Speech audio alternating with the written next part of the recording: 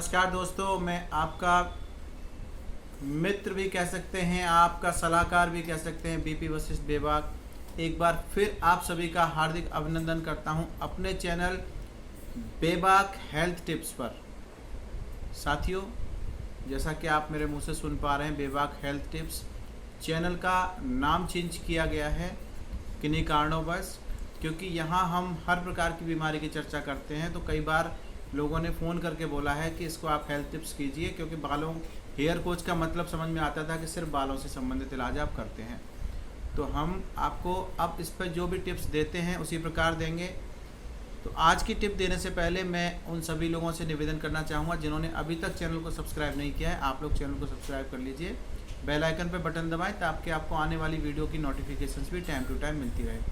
साथियों, जैसा कि हम अर्थराइटिस की बात कर रहे थे, तो अर्थराइटिस एक वात के कारण होने वाला रोग है। वात के ऊपर भी मैंने एक वीडियो बनाया था जिसमें बताया कि वात रोगों से हम किस प्रकार अपनी रक्षा कर सकते हैं, किस प्रकार के लक्षण होते हैं। आज हम बात करेंगे पित्त के बारे में।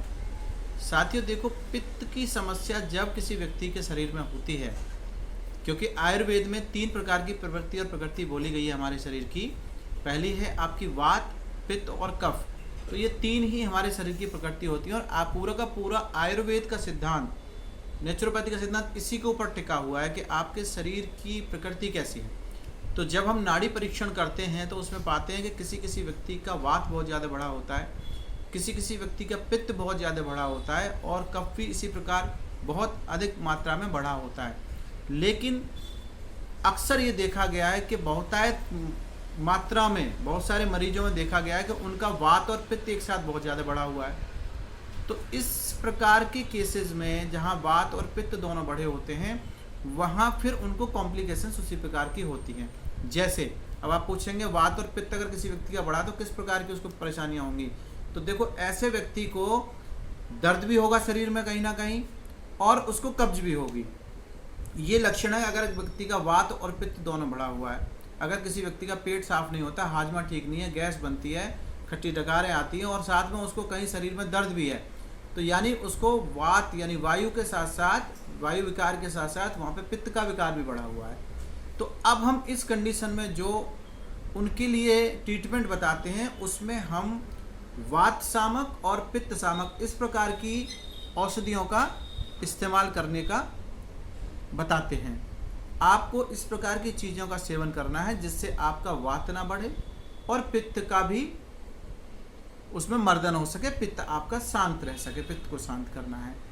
साथियों, तो आपको अपनी प्रकृति को जानना बहुत आवश्यक है। पित्त बढ़ने से क्या होता है, पित्त बढ़ेगा तो आपको एसिडिटी, कब्ज, जलन सीने में, खट्टी डकारें, इस प्रकार की समस्याएं होती हैं।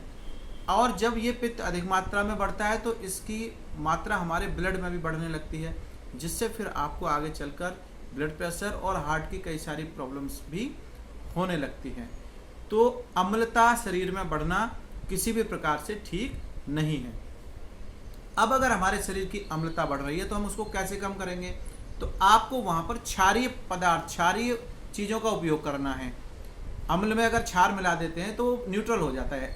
तो हमें क्या करना है, तो जहाँ एसिड है वहाँ बेस मिला दीजिए उसके अंदर, तो यानी क्षार मिलेगा अम्ल में तो वो न्यूट्रल हो जाएगा और आपकी ये प्रॉब्लम सॉल्व हो जाएगी। तो क्षारीय पदार्थों का आपको सेवन करना है। क्षारीय पदार्थों में जैसे मैं कुछ आपको नाम गिना देता हूँ, जैसे आप लौकी खा सकते हैं, खीरा खा सकते हैं, तोरई खा सकते हैं, ये सब क्षारीय हैं। इनमें अम्लता को कम करने के गुण हैं। तो आप इस प्रकार की चीज़ों का ध्यान रखें, आपको बिल्कुल कोई परेशानी नहीं होगी, आपकी कब्ज भी ठीक होगी और वात भी आपका जल्दी ठीक होगा। दोस्तों, मैं समझता हूँ आपकी आज की जानकारी आपके लिए काफ़ी अच्छी लगी होगी और इसमें हम आगे भी चर्चा करेंगे। कल फिर मिलेंगे एक नई चर्चा के साथ, नए विषय के साथ। तब तक के लिए धन्यवाद।